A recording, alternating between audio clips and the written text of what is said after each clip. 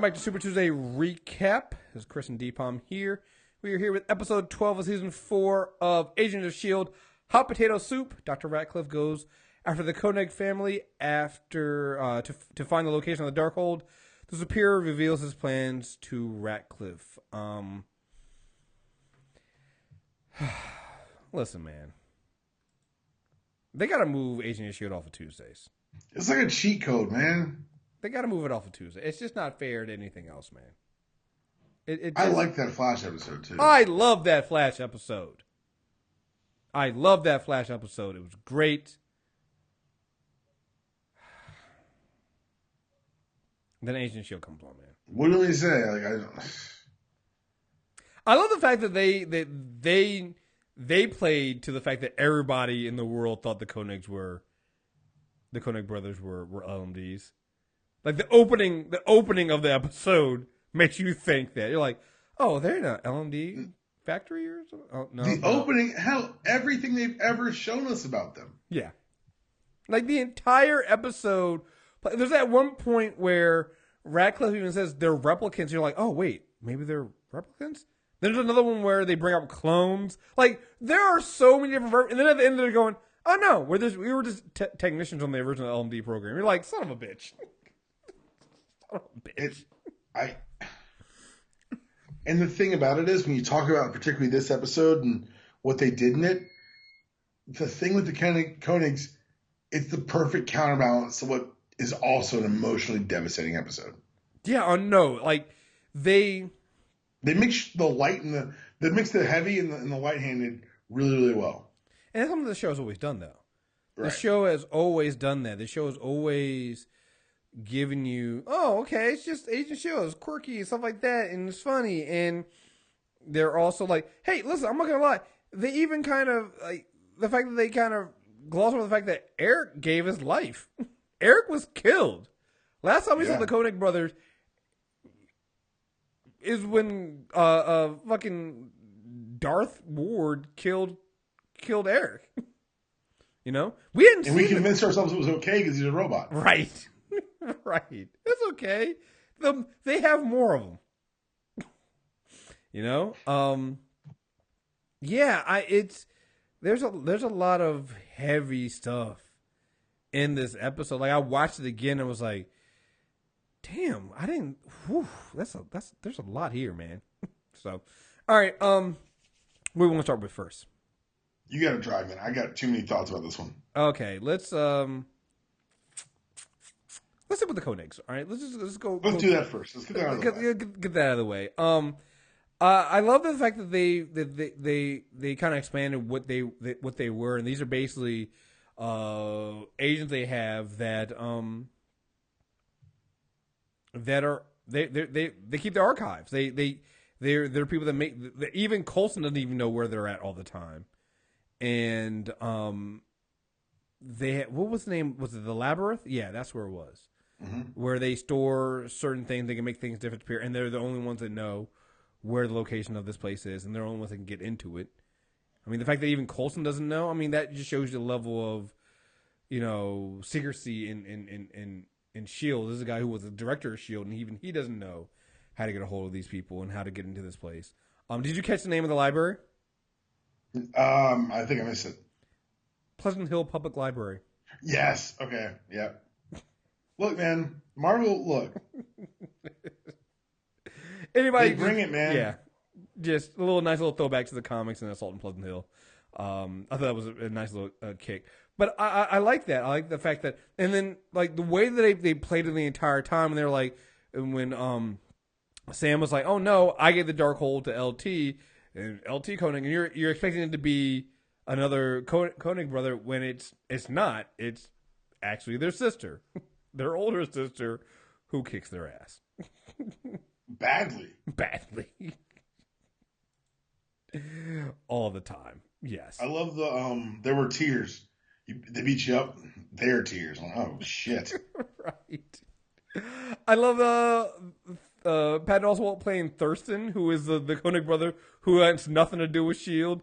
And he's the Bernie. He's a Bernie bro. Yeah. It's a conspiracy. Oh Jesus, just Stop it. Right. But I just love that everything they did with that.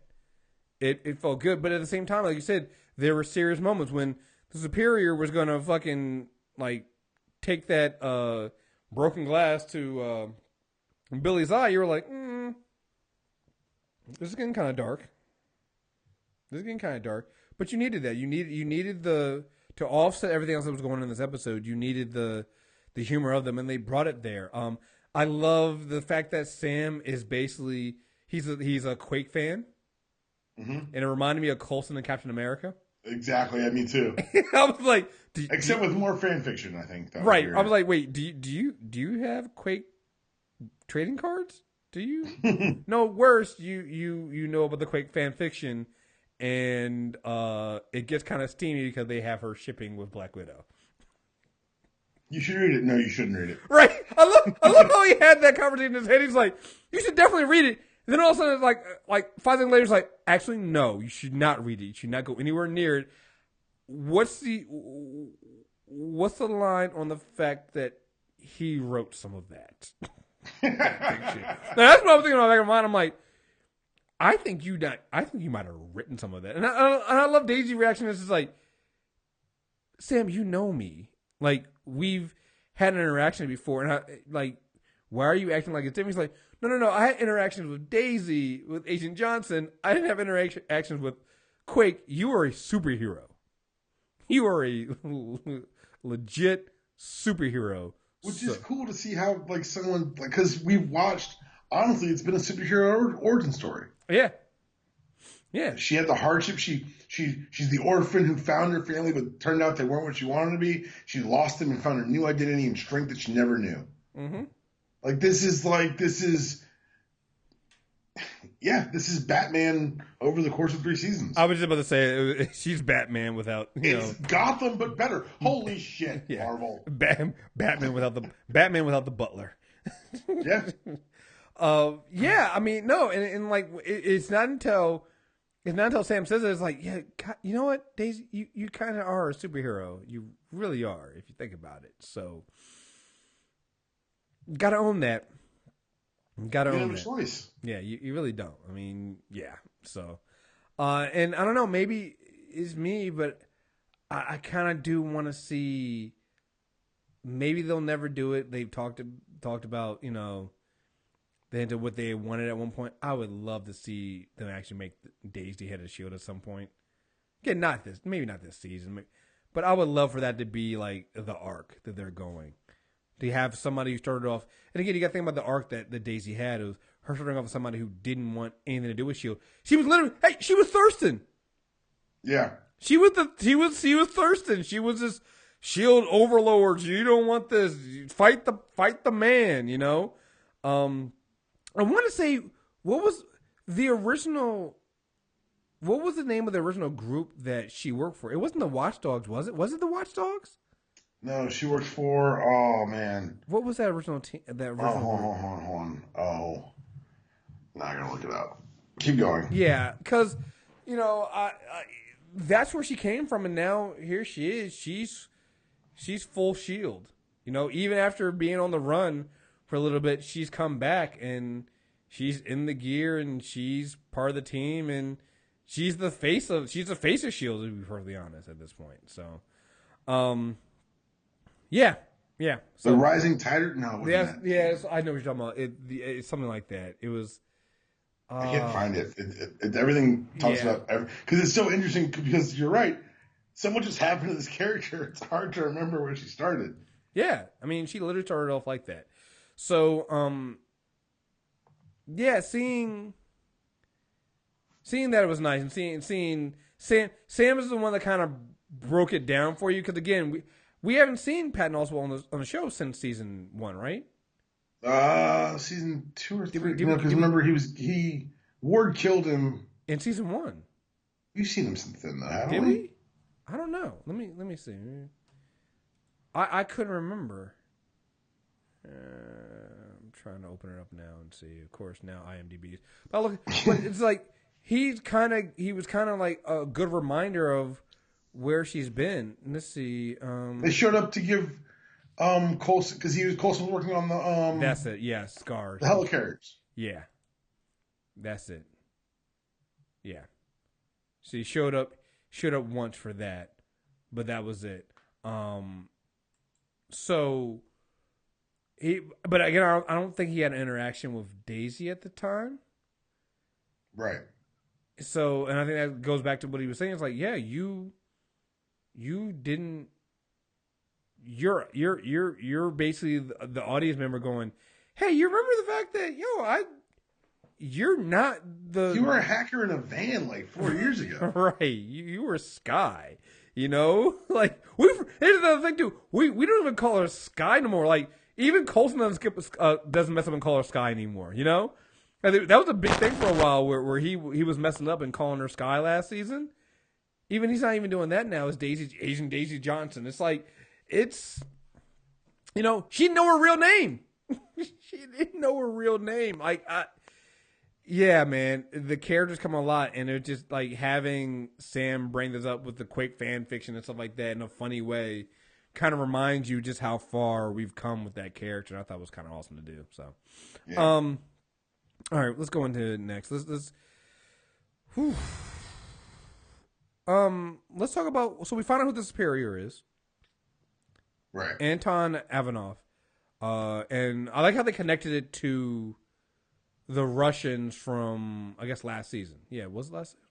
Seasons run together for me, but yeah, last season when we lost Bobby and Hunter, and they tied it back to those Russians and how they tie that together and tie that to Nadir. I thought again that's a nice way. Also opens the door for bringing, now that we know their show's not going there, maybe open the door for bringing Bobby and Hunter back. Yeah, maybe just Bobby. Doubt. Yeah, maybe just Bobby. Yeah, because don't really. It'd be nice to have Bobby show up and be like, "It's a shame to hear what happened to Hunter." Yeah, oh yeah, Hunter fell down a well. What? Right. Yeah, weirdest thing. Weirdest just thing. Unceremoniously kill him off screen. Right. Oh man, pull a Bryan Singer. Just. Oh, that was uncalled for. I'm just saying. Yeah. But yeah, no, I know a lot of people might be a little disappointed in the reveal who the superior was. That's why I kind of never really bought into the ideas that it would be anything huge, like another Inhuman or anything like that. Like, I always kind of figured it had to be another human because the Watchdogs themselves are an Inhuman. They're a mutant hate group. All right, yeah. Let's call it what it is. Humanity. Right? They're like, let's call it what it is. They're doing the friends of humanity. Like, that's what they're doing. All right, with the Watchdogs. They're calling them the Watchdogs, but that's what they are. They hate Inhumans. They hate the fact that they had it's almost religious. It's sounding like in a way, and they're a problem. And so I felt like the head had to be a human, and it makes sense when you go back to the tying together about the Russians and the Inhumans and what happened there and the international crisis that almost happened with S.H.I.E.L.D. then. Like, it makes sense that this guy would be funding the Watchdogs and Senator Nadir would be working with him. So right. I get it. And even this whole thing about how, he wants things, Inhumans didn't earn. They're not that old fashioned. They didn't earn their powers. They didn't struggle for them, which is bullshit, right? Because it's a lot for Inhumans to come through.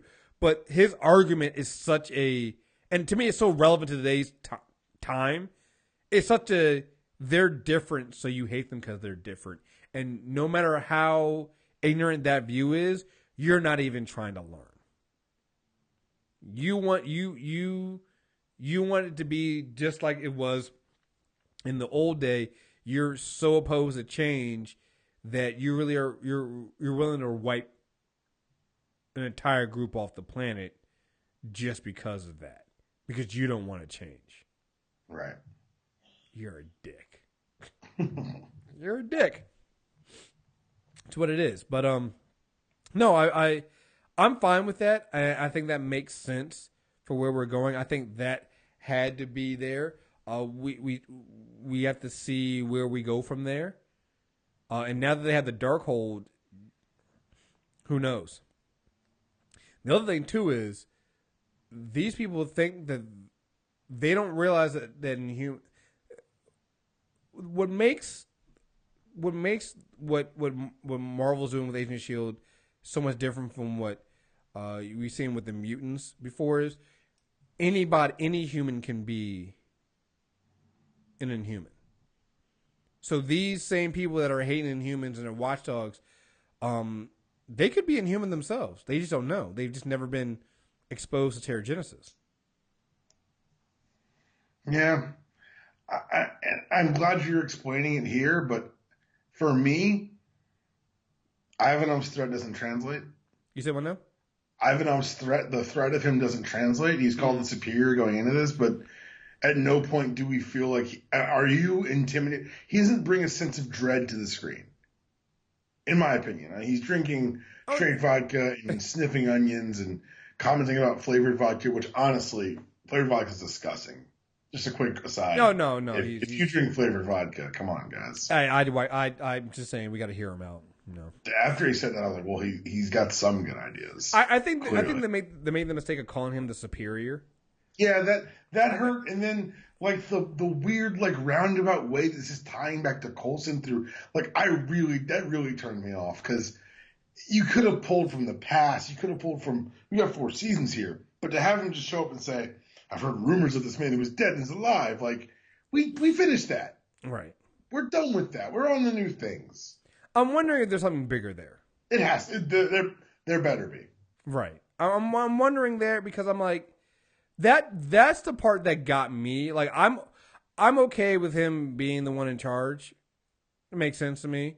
The Coulson thing was a bit weird. Like I get it, but like you said, it's like Coulson's been out in like Coulson hasn't been hiding.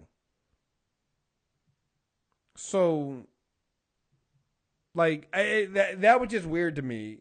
That was a weird part to me. Right. I didn't understand that one. But everything else, like I'm okay with. I'm wondering where you go because it's like, yeah. That's something that I think needs to be explained. And 4 seasons in, this show has enough that I'll wait for them to explain it. Yeah, no, you're right. They've earned my trust. It's just every scene with him felt a little empty this week because I couldn't connect to him as either a threat or even his motivation. Like even last season, I think part of the problem with Hive was the motivation felt a little specious, but it was Grant Ward's face doing it, so it was fine. Right. This one feels just as specious, but I don't feel a connection to the character or to the threat that he allegedly poses. Can we talk about Fitz? Yeah, we got to talk about Fitz. Because this episode, this is why I love the fact that we got those first season episodes. Why I'm glad we've had so much time with these characters, because we'll talk about the weirdness of LMD Radcliffe and then whistling like a canary, which was funny. But going into Fitz's past and having him be abandoned by his father at 10 it adds a level of depth to the character that makes me wonder how long they've had this in the character bio notes. So you got to go back to watch season 1 now and how awkward Fitz is. Like we've gotten used to double Fitz right now, right? But Fitz was awkward as fuck. Well, no, even when they went back to the Science Academy, and he was the one who was, even though we thought that Gemma had it more together, he was touted as the genius of the two of them. Mm-hmm. And then you look at this other way, you start to take a step back and look at the way Fitz interacts with people and how he seems to get betrayed a lot because he lets people in because he wants to let them in. Mm-hmm. But once they're inside and once they trust him, one, he'll do anything to get you back, including but not limited to turning a double of Fitz. And two, he'll have contingency upon contingency to make sure you can't leave. Mm-hmm. It's why he had faith that Daisy was going to come back. Yeah. All of this explains. It's why that connection with Mac was so real for him. Yeah. Like all of it is explained by the things that were revealed in this episode, and I'm just like, wait a second, I want to see your series Bible because I want to know how the universe ends. Because apparently you've scripted that. Yeah. Yeah, no, the Fitz stuff this week is gut punching, yo. Like it really was. Like He unplugged Radcliffe mm-hmm. when he's talking about his dad and walked out of the room. I was like, shit. Right. Right. I'm just like, oh man. First of all, I love the fact that like Jim at one point said, talking to Radcliffe LMD, was like, "We get you to sing like a canary," and then like later on, he literally starts singing like a canary. Like the trolling that the LMD was doing was top notch. Like I'm like, Radcliffe, you're a dick, because the LMDs are doing what you would do. You're a dick. Goodness, man. The whole thing about do you think that do you think that Radcliffe really knows his father? Yeah, Okay. I do. I think that that'd be an uncharacteristic, like, for all the things you say about Radcliffe, and I think they kind of loosely confirmed what you and I discussed last week, that he's using the deer as an ends to a means to an end. Mm-hmm. She's giving him resources and access and blah, blah, blah. He's never come across as cruel. Mm-hmm. He's never come across as cruel. He just, I'm going to keep quoting Getaway from More Than BCI. I'm just a person with very strong convictions. I'm not gonna lie. I'm still a little bit on my Fitz LMD kick. Oh, you should be. I am too. I'm yes. Because my first thought was maybe he doesn't know Fitz's father, but he knows so much about you, not because he read your file, because he read your brain. Just saying, wouldn't that be a gut punch if it's we the same way we saw him map Koenig's break this episode? Right. He's clearly got it done down to a movable system. Wouldn't that be a gut punch if we find out? And again, why would anybody at this point suspect Fitz being an LMD? He's the one that's been exposing the other LMDs. But that's what Fitz does, right? Right. That's what Fitz would always do. That's what Fitz would always do. You know, it's like what Gemma says. This is why I love you. This is who you are. It's your programming. You know, the whole idea of programming and like what really makes you human. Like I thought another underrated conversation was the conversation between the LMD, Radcliffe and Mac. When they started talking about what's the soul. It's like, well, if your soul isn't attached to a physical body, a physical being, it's got to come from somewhere else. Why can't I have a soul? Right. And then he tells Mac, it's like, and if I'm not alive, why'd you feel the need to turn me back on before you shoot me in the head? Mac's like, you're good. Like Mac is like, you are a slick son of a bitch. And I'm like, hey, you know what? It's kind of got a point there. You know? Yeah, it's like, You don't know what to say. You're like, that's all very interesting counterpoints. Right. And then you shoot the android in the face. I don't know what everybody's hesitating for. Right. Goodness gracious. I don't know why we're debating philosophy with an android, but you do. You look at them and they says, I'm going to talk about that with the philosophy professor. See, I'm going to shoot you in the face. This is what happens when Elena's not there to tell Mac, it's a robot. You've seen the movies. Do what you got to do. You know, just come on. Yeah, man. I thought the stuff with Fitz was definitely the best. Like, however you feel about the Superior and what was going on with that, the stuff with Fitz was gold. And I feel like, again, this goes back to what you were saying. You were worried about Mac. Hey, we're now getting Fitz backstory. Mm-hmm. That can't end well. Yeah, but it also feels like this, that's a good point. But with Mac's backstory, it felt like it literally came out of absolutely nowhere. Yeah. This kind of ties back to early Fitz. Mm-hmm. Fitz means son of. Mm-hmm. And we've had the whole father, the parenting dynamic with May and Coulson as the parents of this team. I don't know. I see what you're saying, but I'm still more worried about Mac. Oh yeah. No, I think you should be. I think the Fitz thing is gonna Here's the thing: the Fitz thing might not even play out this year. Right. I can see them playing that out next year because again, if this is when we find out, hey, listen, Fitz has had every opportunity to find his dad and hasn't. And I like how right before he unplugged right before he unplugged the LMD, the LMD was going to tell him, it's like, oh yeah, I talked to your dad like last week. He told me to tell you, and that's when he got unplugged. And I'm like, you might want to listen to what that was going to be about, because,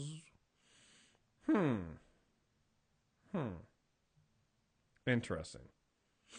Again, what did Radcliffe's goal with the LMDs is eternal life, and to give people what they want. Mm-hmm. Remember, the LMDs he has programmed, they don't know they're programmed and what their programming is, and tell it is face them. I'm sorry, I'm 100% in on Fitz being an LMD. Me too. But hey, they've done. If they do it, they're gonna explain it well because this is what the show does. Well, I don't think they have to. Yeah, I mean they're gonna explain it well, but it's like to me, it's the perfect opportunity because like we know how much time Fitz spent over at Radcliffe's. He stayed over there. He worked on Ada. We know this. I don't think, and also I think that the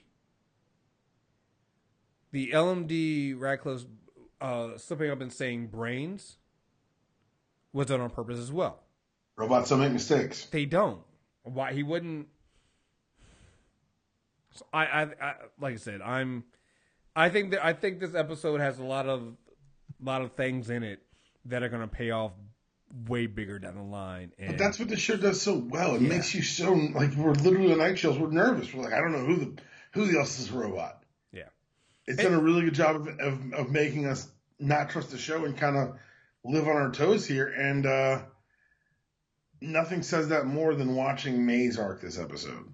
Dude, like I was just about to go into that, and the other thing the show does too is when they're ready to end, when they're ready to move on to another part of a story of a storyline for something, and really they don't waste any time. So they could have dragged this May thing out longer, but as soon as Fitz and Simmons realize that there's this quantum brain, if you will, inside the LMDs, Gemma and Fitz immediately realize, wait, there's another brain he mapped. It's May's.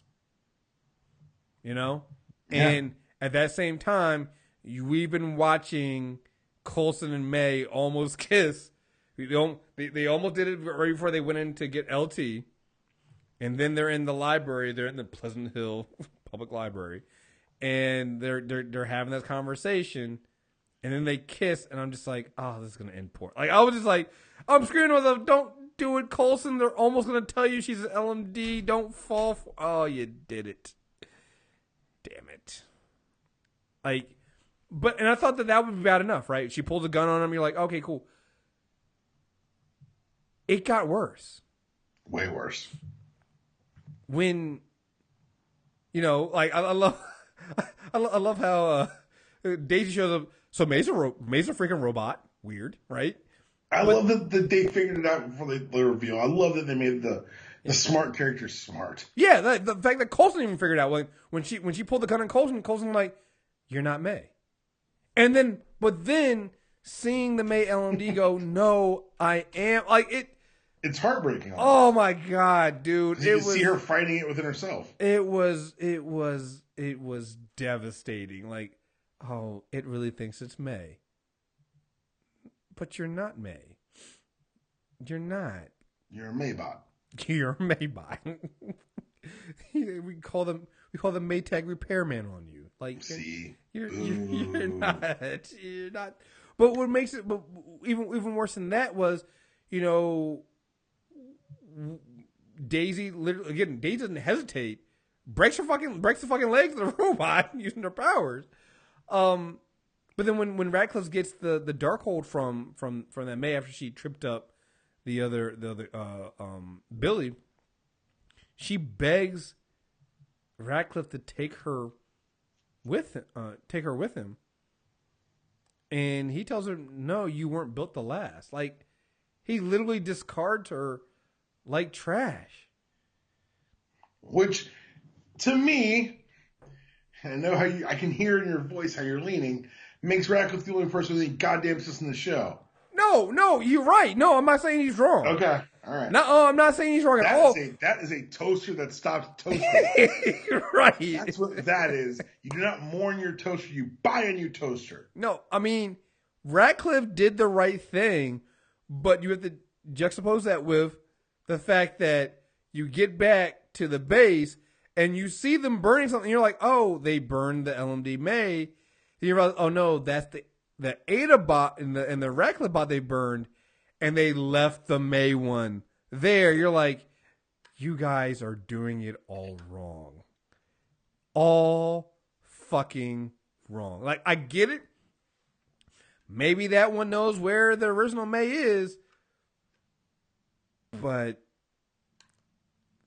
dog. Come on, man. Come on. Like you said, Radcliffe, it was heartbreaking. It was wrong. I mean, it's crawling on the ground. Take me with you. And Radcliffe says no because Radcliffe understands it. It's just a thing. Radcliffe's like, look, my bagel's under toasted. Right. Go. There's a blue light special at Walmart. Like, you guys are on sale. Like it. And they've done a great job of blurring that line and trying to make you say what it gives you the soul, and oh look, it's got a quantum brain. It's robot. I'm gonna go back to the first time we realized that robots were a problem when Mac pointed out that robots are a goddamn problem. Mac, I need you to come to your senses, buddy. Sure, did the robot say some insightful things? Of course he did. He was programmed to kill the toaster.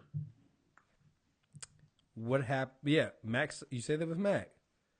What happened when Max finds out that his buddy that he's been protecting is an LMD?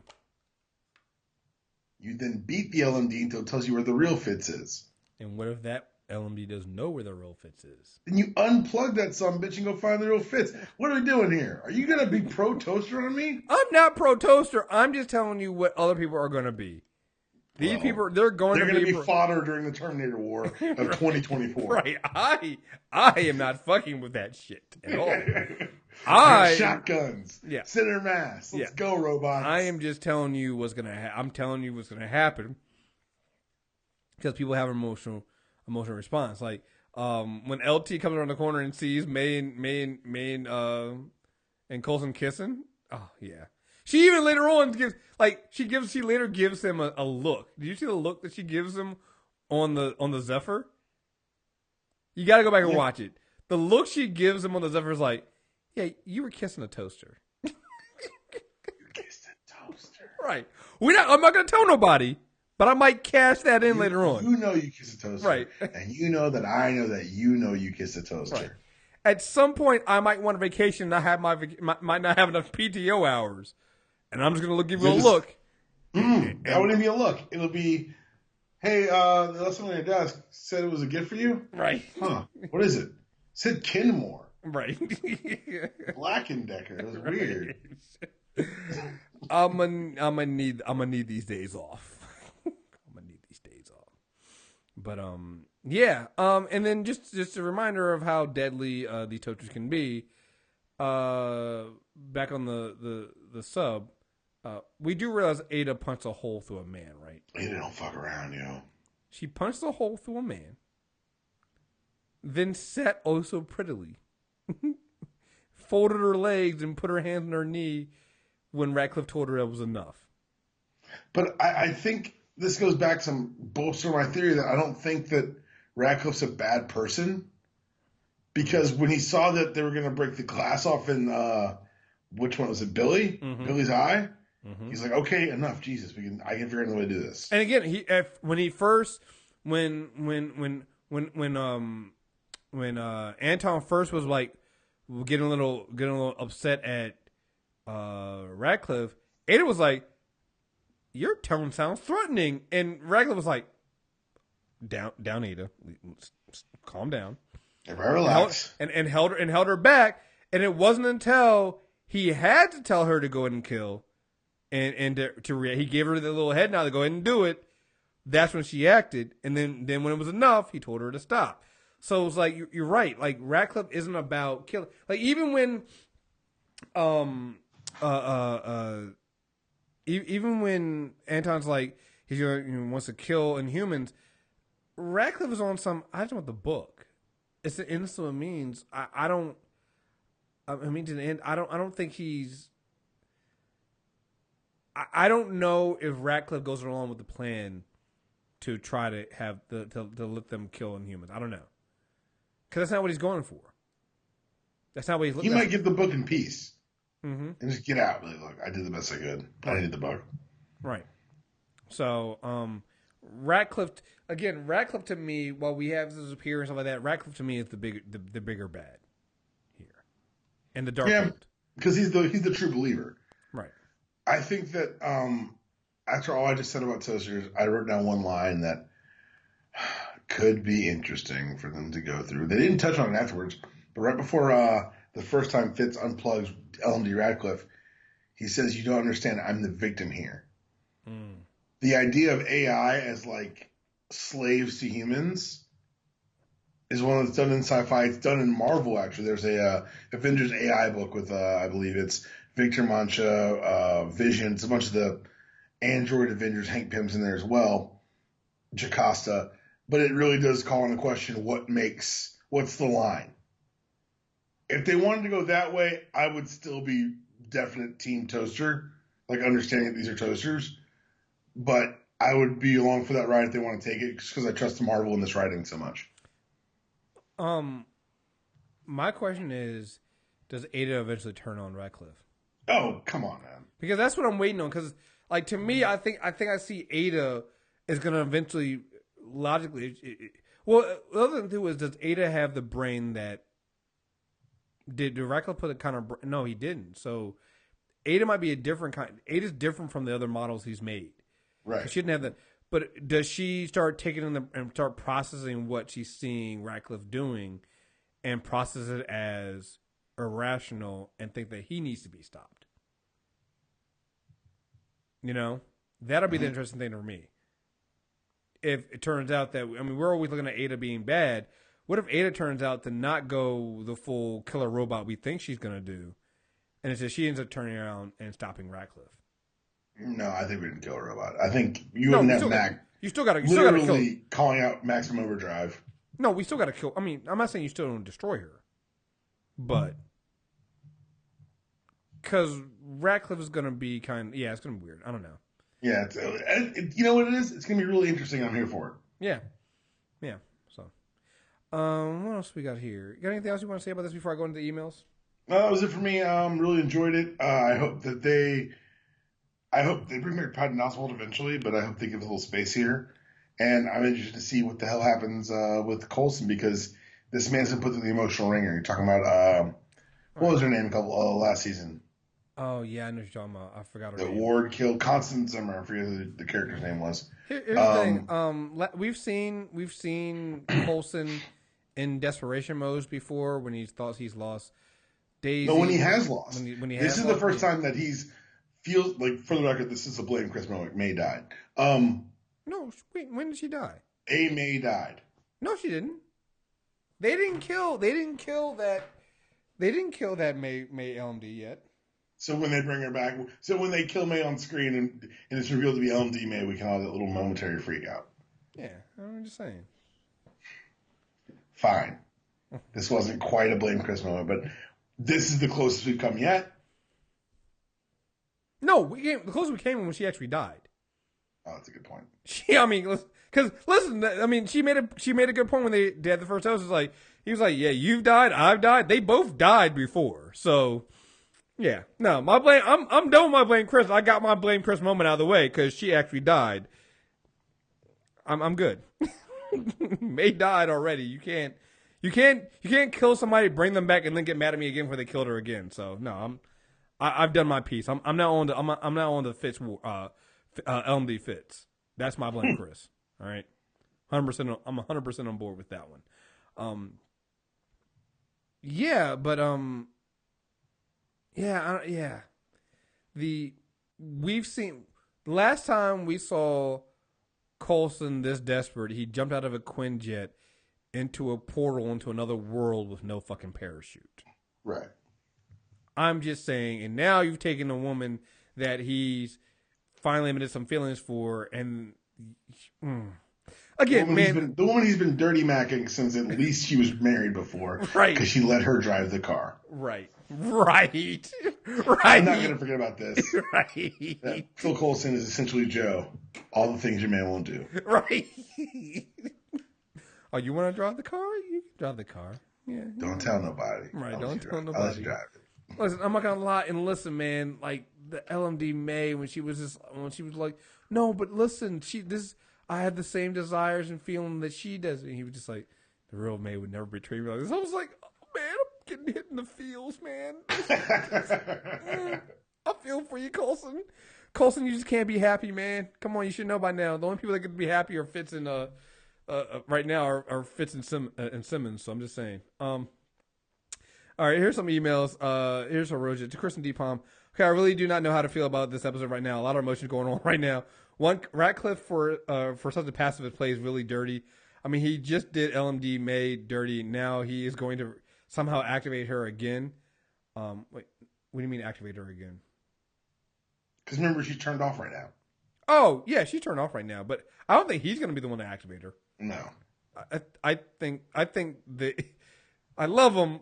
But I think the idiots of S.H.I.E.L.D. are going to be idiotic and turn back on. Yes, that's how that's going to happen. Plus, a special episode of Maury on Who's Your Daddy level with Fitz is just wrong on so many levels, which makes you think at the end of this arc, not the end of the season, there's going to be a lot of death coming around the corner. I'm not sure. I mean, there might be, but you got to think about even last season they played that death angle, but they didn't give it to us.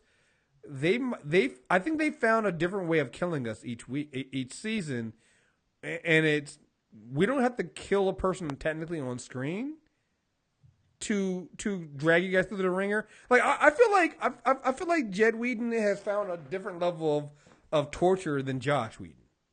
Yeah, like this is worse. Like Josh Whedon would kill a fan favorite. Jed and then they're like, we're not gonna kill him. We're just going to torture him for 4 seasons. We're going to lock Fitz in a box and throw him to the bottom of the ocean. We're going to strand Jim on an alien planet. Yeah. We're going to make you watch while we kill Trip. Yeah. Like we're gonna make Coulson think he finally gets somebody he can have a relationship with and then snatch it away from him. We're going to give Daisy the family she always wanted and turn her mom into a psychopath. I'm going to finish the email in a minute, but this is the other thing I wanted to mention about the whole Coulson May thing. So here's where it's going to turn to a Barry Allen situation. Remember that situation where Barry Allen finds out that him and Iris are supposed to be together. He goes back in time at one point or something like that, and he's like, oh, okay, that's fine. Like I know how this is going to work out perfectly. We'll do it this way. I'll tell her how I feel and everything. And then he does it, and it doesn't go the way he thinks it's going to go. Right. Like, that's what's going to happen with Coulson. Because yes. May feels this way. We know the feelings are there. Coulson now, we know not Coulson now feels this way. He's going to try to approach May, but where's May right now? May right now is living a loop of her happiest moment, of her saving the day and saving that little girl. Remember, her saving that little girl, if she does that, that means her and Andrew don't break up. That means their marriage stays together. Yep. This is not the May we get back is not going to be the May that we've seen, the LMD May that is ready to move on with her feelings. She's not going to emotionally be there. And that's going to not bode well for Coulson, and it's going to kill us all. Yes, just want to throw it out there. I'm going to say that. I blame you both for whoever dies. I need a blame you both T-shirt. I'm actually that's one of the goals of this year. I'm going to try to get the blame shirts together. Side note: I do not think that when LMD Radcliffe was killed, he may not have a person, but was right about being alive. Shout out to Simmons for putting everything together. Lastly, the subtitle Agent of S.H.I.E.L.D. should be Parents Suck. Have a great show. Yeah. Hey, thank you for falling for the toaster corollary. Yes. You think he was alive? Go hug your toaster, man. I'm just saying, man. I'm just saying. Listen. I'm not saying that I would fall for it, but it made a convincing argument. That's all there. Well, I'm gonna go kick my toaster after this podcast. Hello, guys. Fantasia. A little upset about who the superior turned out to be. Yeah, I think some people are going to feel that way. I think that I don't think they should have called him superior. I think that's the problem. Like, just call him like a mid boss. Yeah, the underboss. Yeah, that's really what they should have done. I mean, like, calling him superior, you do think it means something that's way more than it really is. I mean, the guy's name is Anton. He's not superior. All right. I understand. I understand why he thinks Coulson is behind this, but at the same time, I don't, because Coulson wasn't the only one there. Daisy taking down LMD May with her power was awesome. I listened to older podcasts from last season. Remember, you guys were talking about Whedon's 4 X-Men plots. It was in the Astonishing X-Men one. Secure Robots. What was the other one? It was Secure. It was It's Cure, Robots, Space, and Traitor. Traitor, yeah. And we saw the Cure last season. Now I think we'll see Robots because Daisy was able to take down May. I can't wait for the other two. That's true. I didn't think about that, but we kind of are dealing with that a little bit because with the Inhuman stuff, it's not really. Yeah, it's kind of a Cure. They were dealing with that kind of last season, and dealing with Inhumans. You're dealing with robots. I love to see Space a little bit, but I don't know whoever go there. We got the Traitor. We got the Traitor. We had Kree. Yeah. Oh, true. We had Jim has spent all that time in an alien world. Oh, that's right. I did forget about that. That does technically count. So, yeah, you're right. So, the male Koenigs are LMDs, and first ever Koenig is a female. Love this. No, they're not LMDs. They were LMD technicians. They played us on that one. They played all of us. Which I'm fine with that. I'm okay with that. It makes sense, and I love the fact that they embraced it and they didn't run from it. And I love how they looked at the guy, like that one random red shirt. Oh God, the pop culture references in this episode are ridiculous. He was calling everybody. They identified the other characters' red shirts. Yeah, and I'm not gonna lie, the tall dude that LT took down. Like, I'm like, where'd you come from? Where did this fucking beanstalk come from? And I love how he was like, all loves going. So they're all LMD? No, we're technicians. Duh, you thought we were robots? Yes, we thought you were robots. You know we thought you were robots since season 1. You know that. You've been playing with us. I love that. And it makes me think that maybe at one point they did consider making them LMDs. And then they got the okay to actually do LMD and was like, all right, let's and again, maybe they didn't, but I think maybe they were like, all right, we got to address the Koenigs, right? Right.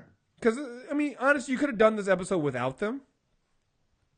Wouldn't have had the humor beats and things like that. But you could have done without them, but I like the fact that they kind of put it all on the table so we know. It was good to give the balance for, closing off that mystery and adding a little humor to the episode, while also giving us the emotional gut punch of, watching Coulson get broken for, the 75th time. Yeah. Everybody gets broken on this show. It's just not good. They mentioned Bobby and Hunter maybe getting a comeback. Yeah. Same thing here, but like we said, maybe just Bobby. Hey, maybe it's Bobby. Hey, listen, if somehow something happens to May, you'll need. Yeah, I'm just saying. Replacement ass kicker. Hey, in addition to Daisy, Fitz got a backstory. I lost track, so blame Chris or blame D-Palm. Yeah, I said the same thing, but I'm betting an LMD on Fitz. So, wouldn't that be great? We get to the LMD arc and nothing happens. Then we get to the end of the season and it's revealed that he's an LMD. Because here's the thing, hashtag blame Chris. Y'all heard him. Hey, listen, I'm taking the blame Chris one on the Fitz LMD thing. That's my agenda. I'm fully on the Fitz and the LMD agenda. So I'm just saying. Not about the episode, but Chloe was doing some press Monday. He talked about how we find out what part 3 is in episode 15. So what is this, episode 12? So in 3 episodes. And that the third part is completely different than anything they've done. It will turn the show inside out. We should all wear diapers and watch from season 1. And watching from season 1 will be rewarded. So I'm excited and nervous about part 3. That makes me think. So watchers of season 1 will be rewarded. Deathlock? Gotta be, right? It's the marriage between LMD technology and humans. Well, because remember, they brought up the fact that, the Ada's eye was Deathlock technology. So, well, also the fact that they said that they were techs on the first LMD project. Mm-hmm. Yeah. I mean, Hey, listen, I'm all about bringing back definitely. We haven't really gone to the history of Shield in this like really delved into it here. No, so anywhere. So, hey, listen, I'm all about that, and I still think Robbie comes back at some point too. So, you still got the Darkhold. We still got to figure out what to do with it. You know, so I love. What can I say? I fucking love this show, yo. That's it. I love this fucking show. It's great. So, you got anything else you want to say? No, no, I'm good. All right, folks, there you guys have it. You can find the rest of our recaps on MTR Network or MovieTrailerReviews.net. Search for Super Tuesday Recap on iTunes or Stitcher Radio. Again, leave us a 5-star review. I don't think we didn't get anything new. We haven't got anything new in a while. Hey, again, leave the 5-star reviews. They do help. They help increase ranking, help increase our profile and things like that. So even if you don't want us to read it on air, just leave one. You know, you don't put anything down. Just say hi and put one down, and you know it helps. Those reviews help. Sharing with your friends help. Downloading the episodes up. All this stuff helps and counts. I know that Comic-Con is finally starting to give more information about registration, so hopefully soon we'll know more about our press registration status, and we'll be going back this year and taking care of all that stuff. So, yeah, I think that's it. You got anything else you want to say, man? Nope. Another great episode. Yep. We'll be back. We'll be back Super Bowl Sunday to talk Arrow and Legend of Tomorrow. I still haven't watched either one of those episodes yet. We'll talk about them then. And, yeah, folks, again, until next time, we're out of here. Peace.